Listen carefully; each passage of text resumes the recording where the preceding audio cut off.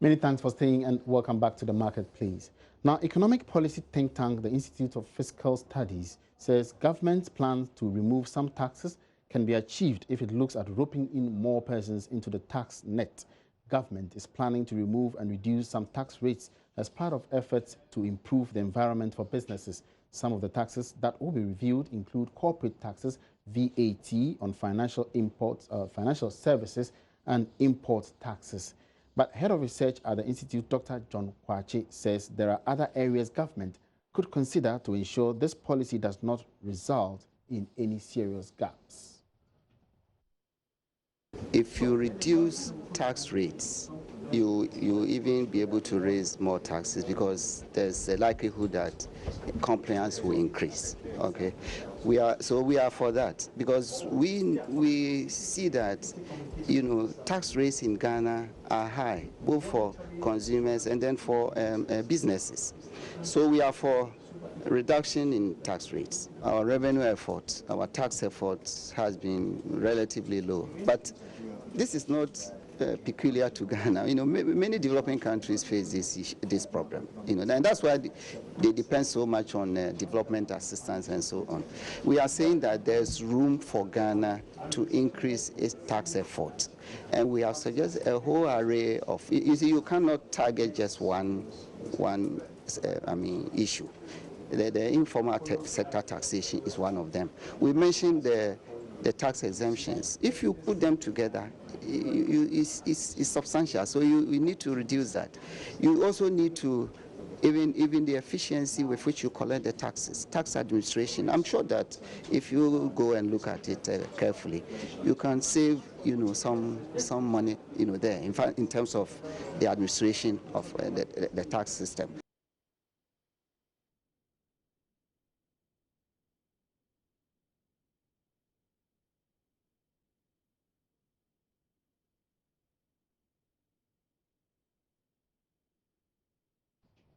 Meanwhile, some foreign investors say they want more clarity on government's plan to remove some taxes. The new administration has promised to abolish and cut some tax rates to help reduce cost of businesses in the country. Now, for some investors, it might be difficult to respond to this promise. Government has not provided the details required. Robert Tashima is managing editor for global research firm Oxford Business Group and has been engaging some developing and emerging markets. By and large, most investors right now are waiting to see what the specifics of the new policies will be. Obviously, campaigning for the presidency is one thing. Actually running a government is another. And that's not a distinction that's unique to Ghana. I'm seeing that right now in my own country of the U.S., where we've had a president coming in who's said a bunch of stuff on the campaign trail, and we're not entirely sure is that actually going to happen when he's in government. So there's going to be obviously a need to see how the government outlines the specifics of its policies, like lowering taxes. What are the plans to reduce the corporate tax burden, for example, and what impact will that have on Ghana's balance sheet? Certainly there's been a push in recent years successfully to expand the revenue base for Ghana, but more needs to be done given how high the debt is currently, and that's in part a result of the strengthening dollar and the payments that need to be made on Ghana's euro bonds. So ultimately the question is, with all of these different factors playing into it, how easy or difficult will it be for the new administration to meet its manifestos and its previous statements? And I think at the moment, many investors are waiting to see what happens there, but certainly the noises that the government has made thus far have been very encouraging. Are they also worried by latest numbers that are coming out, even from the new administration, that our debt-GDP ratio would hit 72% of GDP. The budget deficit might be more than 8%. We've missed out on inflation target. Even under the IMF program, we've had all these challenges. Is that also a concern for them? It certainly is a concern, but I don't think it's a surprise either. This is something that's been coming down the pipeline for a while, and I think if you take a look at, for example, the debt and the fact that it's risen in proportion to GDP, a lot of that is on the back of the dollar-denominated euro bonds. And so as a result of depreciation, with those payments on the euro bonds going up, that could be foreseen. And so that's been happening over the past several months. That's not surprising. Now, in another development, the Institute for Fiscal Studies is warning government not to go ahead with moves to abolish the IMF program. Joy Business understands the new administration is looking at the option of abolishing the program because it was not approved by Parliament. Sources say government is worried it might be difficult to implement its campaign promise of removing some taxes under the program. But speaking to Joy Business after the Institute outlined major economic areas this government should focus on at a news conference, Director Professor Newman Kusi says the move could cripple the economy. Most of our donor partners, will always want to see what they call policy credibility. And to them, once you have a program with the IMF, and the program has not been abrogated, even though you may not be able to meet some of the targets, you go, you negotiate, and so. They see that there's somebody who is closely monitoring, the policies and the policy implementation. So they feel comfortable in disbursing the grants that they are giving to the country.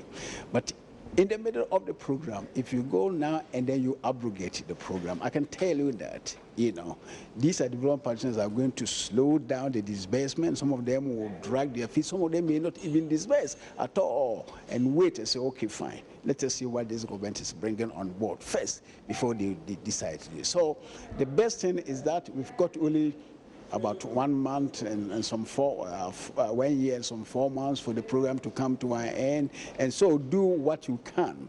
Negotiate with them, do what you can, carry on with that.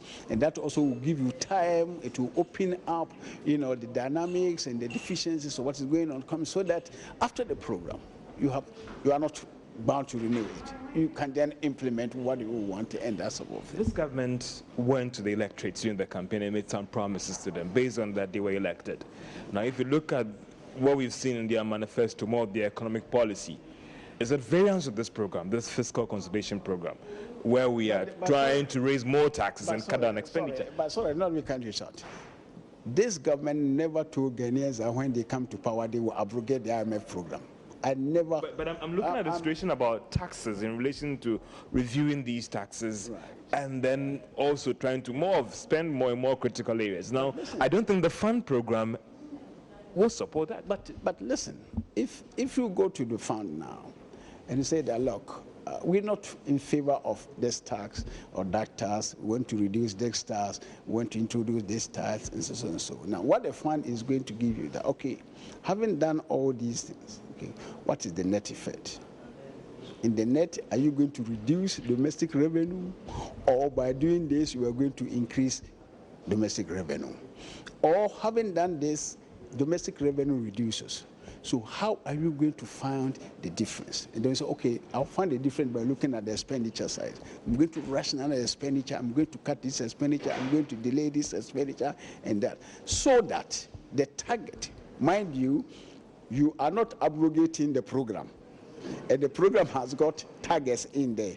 But at the same time, within the targets, you are reducing taxes which may have a reduction effect on your domestic revenue. And therefore, you need to make up that from the expenditure side by rationalizing expenditure. And in fact, we also know that there are a lot of wasteful expenditures in the system that with careful analysis and looking at the structure of the budget, both the expenditure and the revenue side, there's more revenue that can be generated. There are a couple of taxes that can be cut and therefore make the balance that so you think that with this policy of the party or this new government, there's still a way out under this program? Yeah, of course, yes. There's still a way out under this program. I mean, they say that they will reduce taxes. They haven't come up specifically. It's being rumored that, corporate tax will be reduced from 25 to 20%, and some of these levies that they pose on petroleum and all those things will be reduced and so on. And so, we need to see exactly what they are doing, and then we look at the implication. All right, so away from stories in the fiscal regime, let's move down to the monetary area. And the Bank of Ghana is taking some additional measures to help stabilize the Ghana cedi. The local currency is struggling to firmly stabilize against the dollar despite recent regulatory measures. The central bank has therefore announced plans to release some $120 million onto the market. This has been met with some mixed reactions, though. The central bank has therefore, George Wiafe, I beg your pardon, has been following up on the proposed intervention by the central bank and has joined me here in the studio to get some more insight into it. George, once again, you're welcome to the studio. Thank you so much. Now, how is the Bank of Ghana planning to do this? Well, basically, there's not a free cash where every commercial bank can walk into the Bank of Ghana, give me my share. It is going to be auctioned, and they have a more of an electronic platform where if you are a commercial bank and you need part of these dollars, don't forget the Bank of Ghana recently announced that as part of the cocoa loan syndication, that is the almost $2 billion, they plan to sell these dollars to the commercial banks. So through an automated platform, that is through the Reuters platform, a more secured one, those who are licensed by the Bank of Ghana to do these trades can make their bets. So if Bank A wants about $20 million or even about $5 million, they'll make a bid via the electronic platform to the Bank of Ghana, look at your requirement, and they also sell those dollars to you. So that is how it's going to be each and every day. What we understand is that every month the Bank of Ghana is going to release almost about $40 million over the next 3 months. So the auction will be done every month, $40 million will be available.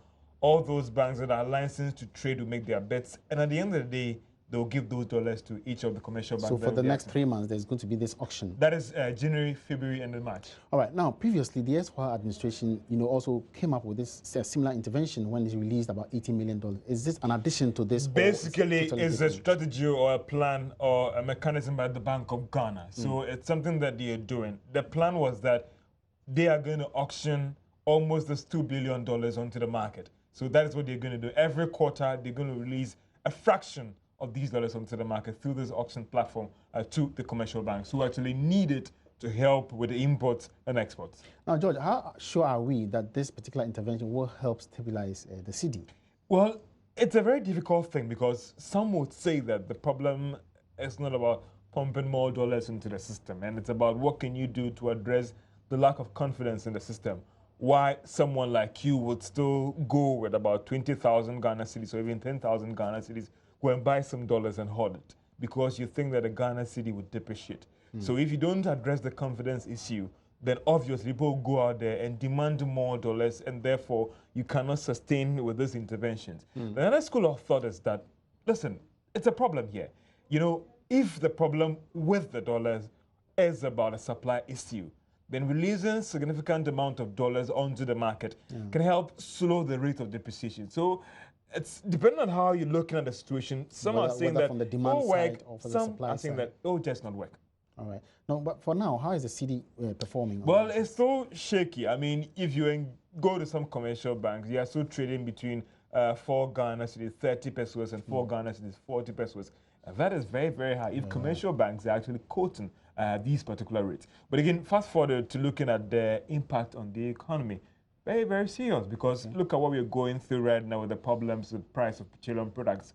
Some are attributing it to the problems with the Ghana cedi. If the cedi was slightly stable, we wouldn't have seen these oil marketing companies trying to actually increase their prices. That's debatable, though. It also has impact on the cost of living as well. So any measure by those who are managing the economic space to try and stabilize the cedi is very critical because of its broader impact on the economy anytime the Ghana cedi actually misbehaves. Thank you very much, George. Thank you so much, Wiafe. And that was George Wiafe talking to us about the performance of the Ghana cedi and the intervention that has been put in place by the central bank.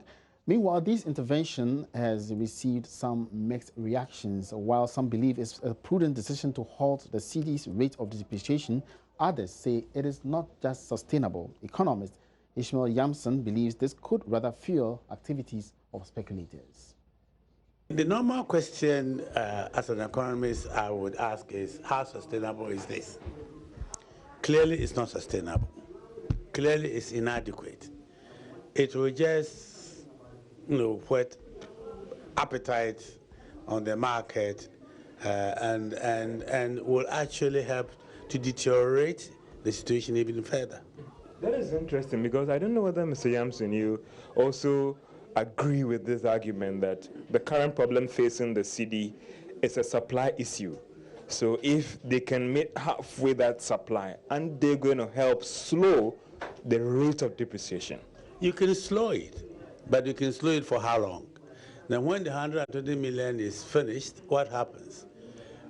If you have not reduced the demand, because it's a supply issue, but the supply is out of balance with the demand. That's actually the real issue. It's not just the supply. Demand is much higher.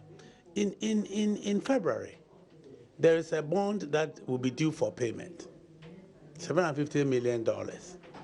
Government has to pay. So where would that money come from? So my point is that it is true that maybe a new government would be frightened to see the CD slide, but it's not their fault. The fundamentals are very weak. Everybody knows that the demand over the next 3 months is much, much higher than $120 million. So how is the pricing going to be determined? Are you going to sell the dollar cheaper so that you can make people a little happy? I don't think it's a sustainable policy at all. What are some of the short-term measures you... All right, so but Chairman of Shipping and Logistics Group, McDan, Daniel Macaulay, tells Joy Business they would rather want the bank to release more dollars onto the markets. I believe that this intervention is normal, looking at your economical situation.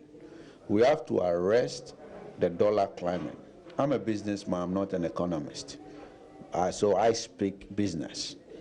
For the government trying to inject some money into the economy to arrest the rise of this dollar is not bad to me, but this is woefully inadequate. It cannot solve the problem. They have to look at it from another point. You understand? I mean, they can walk to some of the companies and say, look, let the dollar stay. Because right now, in the foreign exchange, the foreign bureaus, multinational companies are struggling with local companies, local traders to buy dollar off the street, which is serious. The banks, if you go to the banks, they should do their investigation, and all the banks are reserving dollar for the multinational. And the traders are struggling, even with the banks, with the multinational, to buy dollar. This is really creating a big problem. For me, there's nothing wrong trying to inject money, dollars into the system, but $40 million every month is inadequate for the business community.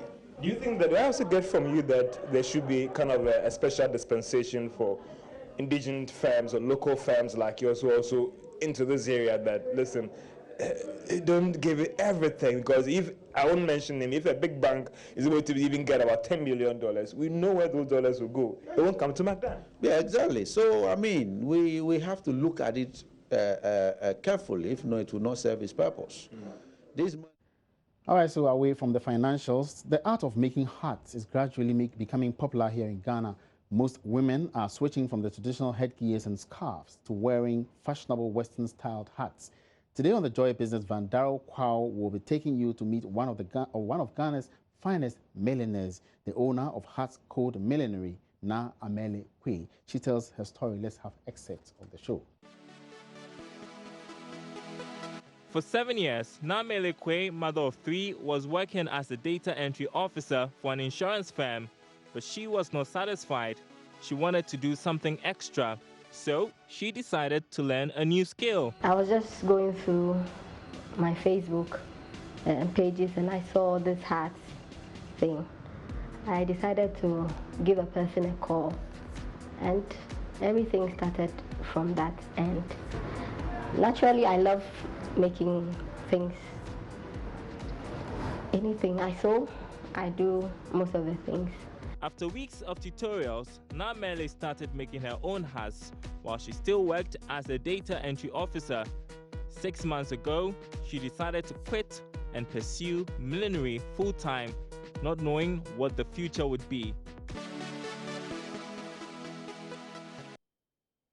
So catch the full story on Business Live this evening at 5 p.m. Now, trading activities at the Kumasi Central Market will be suspended tomorrow, 19th of January 2017. This is due to the declaration by the Asante Traditional Council as a sacred day to observe the final funeral rites of the late Asantehima Efia Sewa Kobi Ampim II, which enters the 3rd day today. Love Business has been speaking to some traders, and they appear to have welcomed the directive despite their inevitable losses.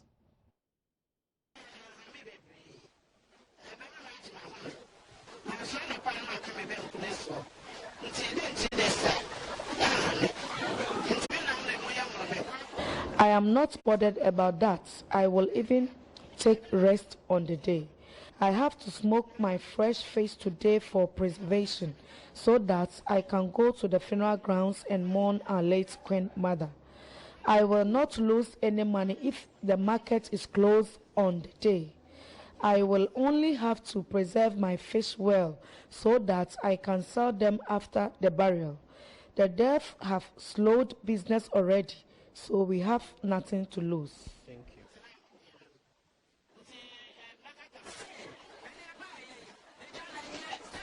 I will obey what the authorities are saying and mourn her on the day. We will have to forfeit the money we will make on the day for the burial of our Queen Mother.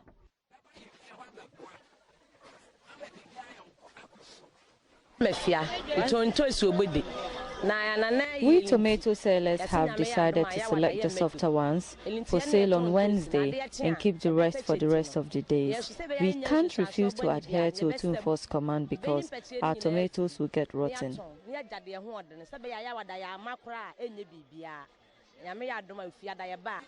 The yams which cannot be kept for longer period to be sold before Thursday. I will persuade my customers to buy in bulk to make up for Thursday.